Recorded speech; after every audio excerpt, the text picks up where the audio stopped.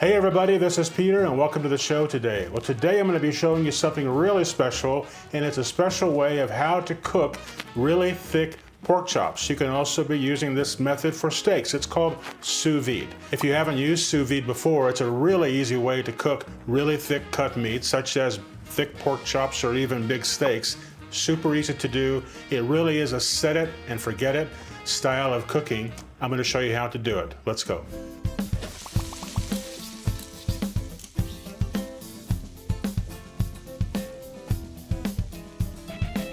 Okay, today I'm fortunate to be working with a company called Inkbird. And Inkbird has made a lot of products that I've used and I've shown you on the show. And this one is a sous vide circulator.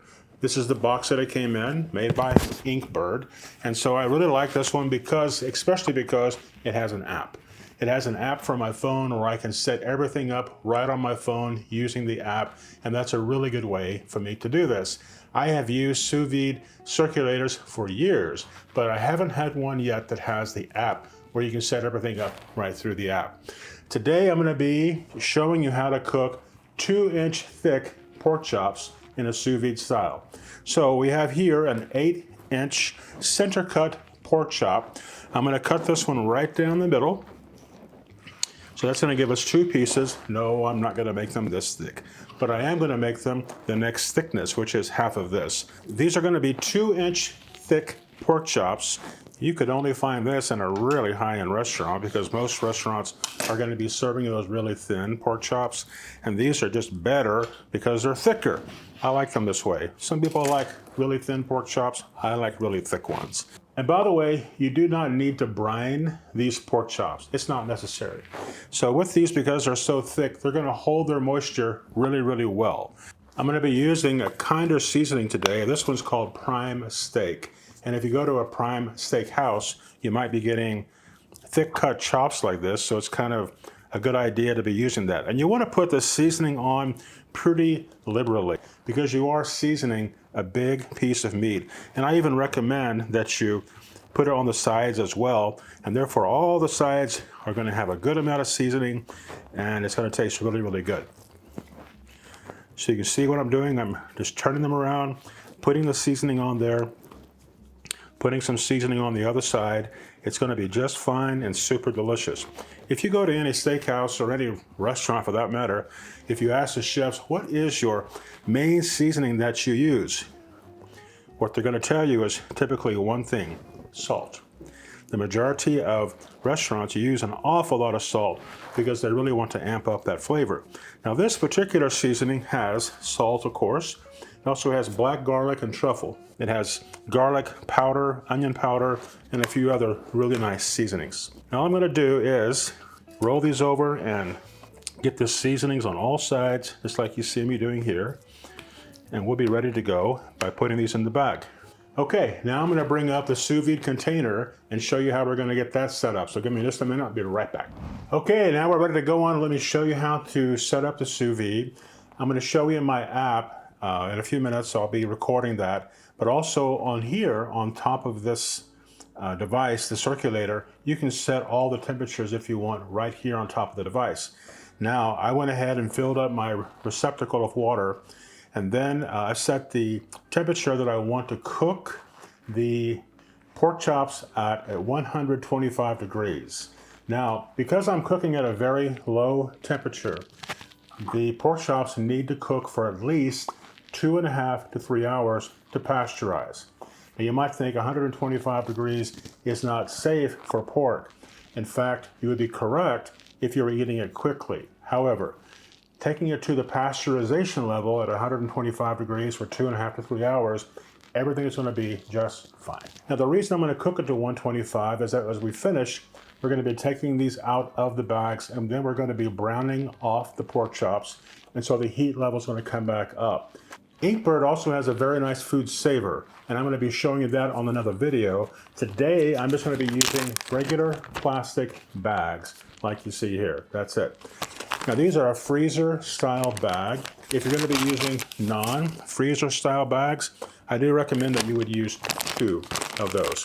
Now all I do is I take them like this, and then I just simply seal it up almost to the end. Make sure it's a really tight seal because you don't want water to get in here. And then I just press the air out.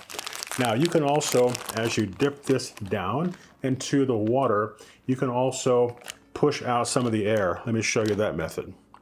So you can see it's kind of floating. The top is open a little bit. I'm just going to push it down, and that pressure of the water is going to get the air out. And that too is an okay method. Quite frankly, I just kind of scrunch it like I was showing you, and I get the air out.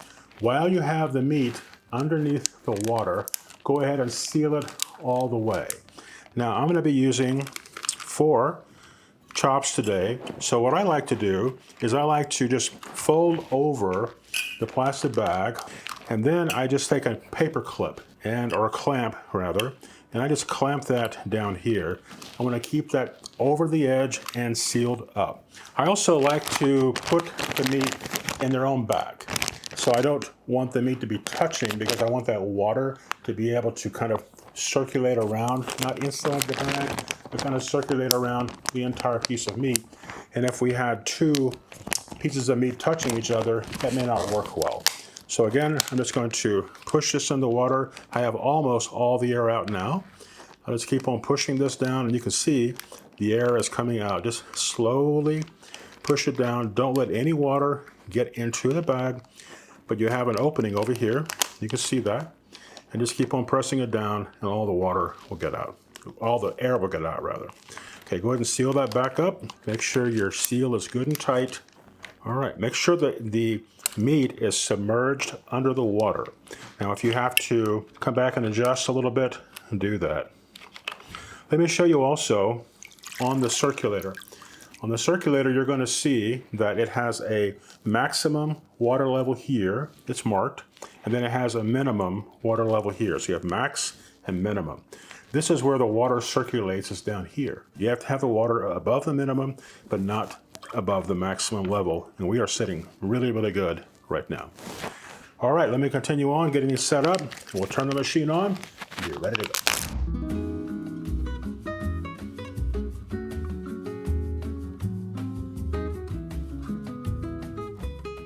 Okay, I just want to show you that the water is circulating and it's counting down, and you can see some rotation in the water. So this one is not a very high pressure type of sous vide unit, but it's going to move that water around in a gentle way, and it's going to cook that meat very gently, and it's going to come out super, super good. I really can't wait to show that to you in a few hours. Okay, our sous vide pork chops have finished cooking, and I brought over my induction cooker to be able to show you here on the screen. I'm going to be using a stainless steel pan. These pork chops are cooked completely, and I wish I could show you on the screen. They are extremely soft, and that's what I'm after. And that's what the sous vide cooker does over time, is that it makes the pork chops or any kind of big steaks super, super soft and super delicious. Okay, so here we go. Just gonna put a little oil in there because the pork chops have very little fat. All we're trying to do now is just put some color onto the pork chops, because when they come out of the sous vide, as you can tell, they don't have a lot of color. They're pretty gray. So we're gonna brown these off, and then later I'm gonna put together a little bit of a sauce of tomatoes and onions to go on the top of this. It's gonna be delicious. I'll let these brown off, and I'll be back in just a couple of minutes for you. I want to show you how well these pork chops are browning up. Look at that. Doesn't that look great? This really looks fantastic, and that's all you're after. The pork chops are already cooked. They have already been through a pasteurization stage, and so they look really fantastic. And all we're trying to do is just put some color on them, and that's it. They'll be ready to go. These also smell very good. I wish you had smell-o-vision, as Emerald used to say. So I'm just going to continue to brown these off. It won't take very long.